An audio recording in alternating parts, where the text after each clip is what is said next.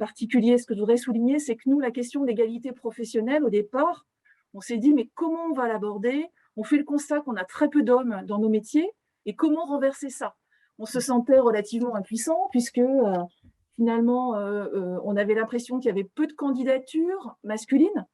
On est dans l'image des métiers du care, vous l'avez très bien dit, donc déjà peu de personnes de sexe masculin qui vont dans les formations permettant aux jeunes diplômés ensuite de présenter leur candidature. Donc, on se sentait relativement impuissant. Et c'est là qu'avec l'ARACT, on a vraiment décidé d'axer notre réflexion sur les conditions de travail. Et pour ça, on a en effet sollicité des représentants de tous les métiers, parce qu'on s'est dit, il faut aller voir au plus près, il faut aller interroger l'un des rares hommes embauchés dans nos services pour recueillir son regard, son point de vue, ses souhaits, sachant que, comme vous l'avez bien rappelé, on en était, on le pressentait, mais tant qu'on ne l'a pas mis en œuvre, on ne pouvait pas le dire.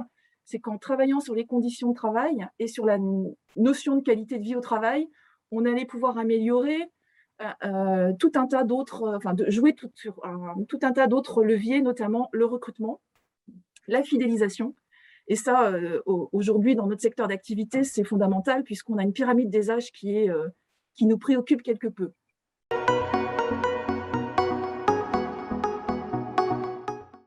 Donc, en conditions de travail, il y a eu il y a 5 articles dans le plan d'action. Moi, je vais pouvoir partager sur 2 principalement.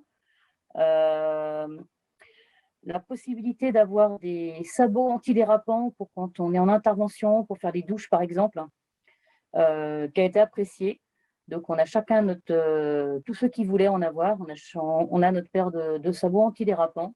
Donc il y a moins de glisse, moins de risque d'accident, c'est plus confortable qu'avec nos chaussures à nous. Et puis autre chose, en sachant, vous en avez parlé tout à l'heure, on a des métiers qui sont assez prenants psychologiquement, donc on a possibilité d'avoir un soutien psychologique en cas de situation vécue difficile. Et le dernier domaine d'action choisi, c'était l'embauche et le recrutement. Donc là, on en parlait, métier très féminin chez nous. Donc là, le but, c'était de pouvoir essayer d'inviter aussi les hommes. Alors pas embaucher un homme parce qu'il est un homme, évidemment, mais qui se sentent aussi invités à venir chez nous. Donc, il y a eu plusieurs biais. Il y a un biais pré-formation, c'est-à-dire quand il y a des collèges ou des lycées qui font des rencontres professionnelles, de pouvoir montrer aux hommes que ça peut être aussi pour eux. Et pour les gens déjà formés, au niveau des demandes d'emploi, que ce soit marqué hommes et femmes. Et que comme ça, les hommes se sentent aussi conviés à venir chez nous. Donc ça, c'est un travail de longue haleine. Aujourd'hui, on a un peu plus d'hommes. Donc en 2014, il y en avait peut-être 2 sur toute l'entreprise, sur une centaine. Et aujourd'hui, vous allez nous dire, on est à 7.